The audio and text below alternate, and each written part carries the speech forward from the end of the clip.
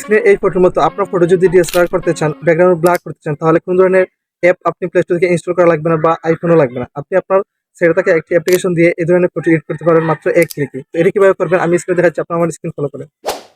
প্রথমে আপনার ফোন থেকে গুগল ফটোতে চলে যাবেন। গুগল ফটো যে অ্যাপটি, এটি সবার ফোনে থাকে, এটি ইনস্টল করা লাগে না।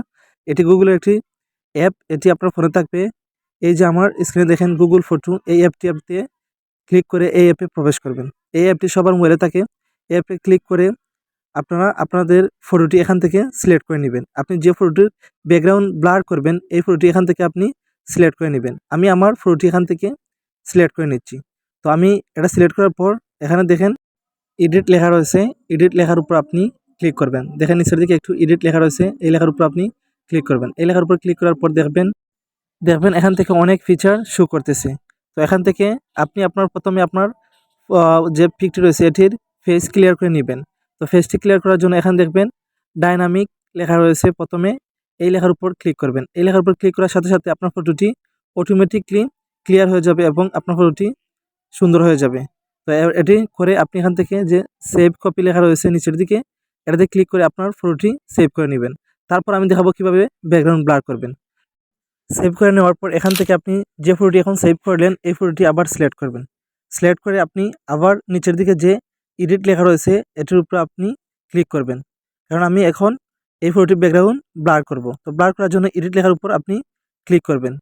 ক্লিক করে দেখবেন এখানে লেখা শুরু করতেছে। প্রথমে লেখা আছে ডাইনামিক এবং ইনহ্যান্স। তো এখান থেকে অনেকগুলা সেটিং পাবেন। আপনার ফটোকে ক্রপ করা লাগলে ক্রপ করতে পারবেন। এখান থেকে টুলস রয়েছে, ম্যাজিক ব্রাশ রয়েছে, কালার রয়েছে।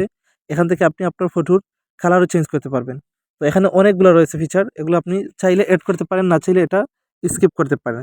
তো তারপর আপনি আবার দেখেন অ্যাডজাস্টমেন্ট লেখা রয়েছে, এটার উপরে ক্লিক করে আপনার ফটোটির ব্রাইটনেস হালকা কমিয়ে বাড়িয়ে নিয়ে এটাকে আপনি একটু সুন্দর করে নেবেন। আপনার ফটোকে ব্রাইটনেস বা স্যাচুরেশন একটু কমিয়ে বাড়িয়ে নিয়ে আপনার মতো এডিট করে এটাকে ফটোকে আবারও অ্যাট্রাকটিভ বা সুন্দর করে নেবেন। এটা করার পর ডান লেখাতে আপনি ক্লিক করে দিবেন।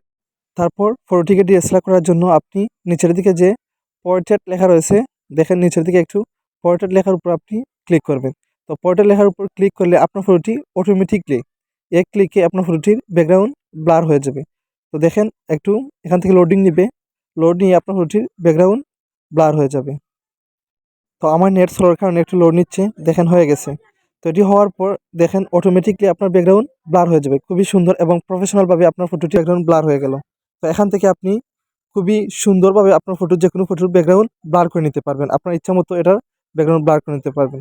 তারপর নিচের দিকে যে সেভ কপি লেখা রয়েছে এটার উপরে ক্লিক করে আপনার ফটোটিকে সেভ করে নেবেন। তো দেখেন আমার ফটোটি এখান থেকে সেভ হয়ে গেছে। তো ভিডিওটি ভালো লাগলে আমার পেজটি ফলো দিয়ে যাবেন এবং ইউটিউবে দেখে থাকলে আমার চ্যানেলটি সাবস্ক্রাইব করে যাবেন।